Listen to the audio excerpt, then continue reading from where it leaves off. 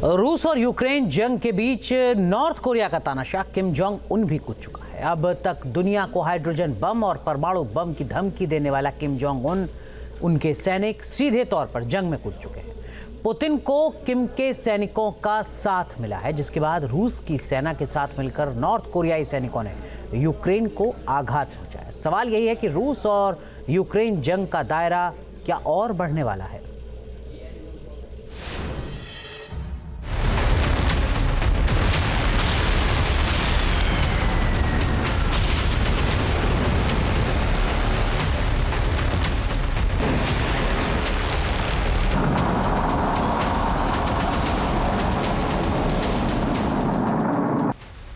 क्या यूक्रेन के खिलाफ लड़ रहे हैं किम के सैनिक?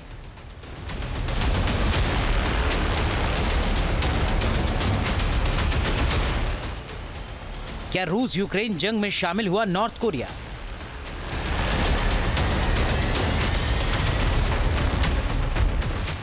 रूस और यूक्रेन की जंग को करीब 3 साल होने वाले हैं।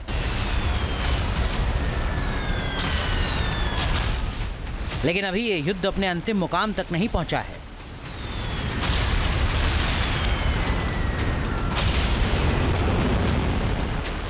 लेकिन इस बीच एक खबर आई है कि रूसी सैनिकों की वर्दी पहनकर नॉर्थ कोरिया के सैनिक यूक्रेन के फौजियों से लोहा ले रहे हैं। यूक्रेन की ओर से दावा किया जा रहा है कि नॉर्थ कोरिया के सैनिक साइबेरिया की ओर से आए और यूक्रेन के सैनिकों से भिड़ गए।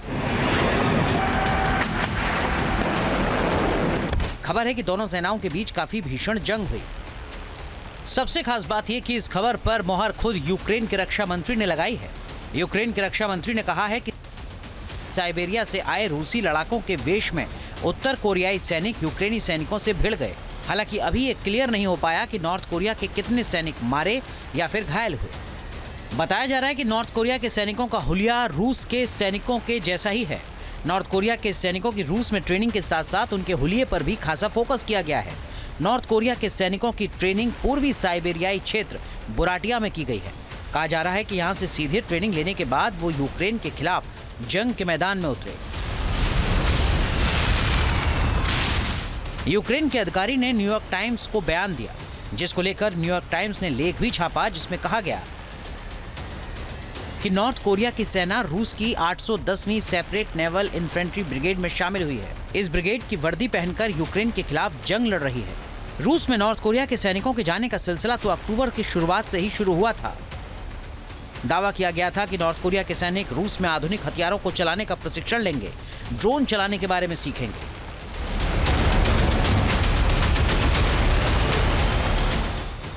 एक रिपोर्ट के मुताबिक रूस में नॉर्थ कोरिया के 10,000 से 12,000 सैनिक पहुंचे हैं। इन सभी सैनिकों की ट्रेनिंग साइबेरिया के बुराटिया में हो रही है। ट्रेनिंग के बाद इन सैनिकों को यूक्रेन के खिलाफ अलग अलग मोर्चे पर युद्ध के लिए भेजा जाएगा। अभी जो यूक्रेन के सैनिकों के साथ नॉर्थ कोरिया के सैनिकों के संघर्ष की खबर आई है, वो तादाद में बेहद कम है। लेकिन आने वाले वक्त में नॉर्थ कोरिया के सैनिक रूस के साथ कंधे से कंधा मिलाकर यूक्रेन के खिलाफ लड़ाई लड़ेंगे, ऐसी आशंका जाहिर की जा रही है। नॉर्थ कोरिया ने करीब 10,000 से ज़्यादा ट्रूप्स रशिया में भेजे हैं यूक्रेन के सैनिकों से लड़ने के लिए, और कुर्स्क में अब आमने सामने की लड़ाई हो रही है। यूक्रेन के सोल्जर्स को 3 तरफ से घेर लिया गया है और अब जेलेंस्की ने नेटो से मदद की गुहार लगाई है। नॉर्थ कोरिया के सैनिकों का रूस की ओर से युद्ध लड़ना नाटो को भी नागवार गुजरा है।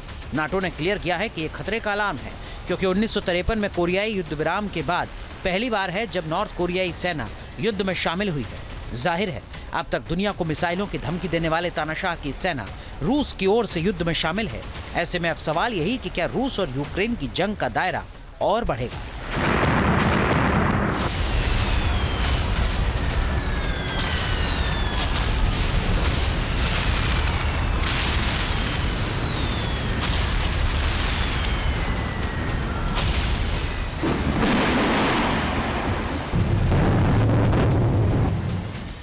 क्या नाटो की सेनाएं भी सीधे तौर पर यूक्रेन के सपोर्ट में जंग में उतरेंगी? अगर ऐसा होता है तो ये रूस और यूक्रेन की जंग महाविनाश का कारण बन सकती है।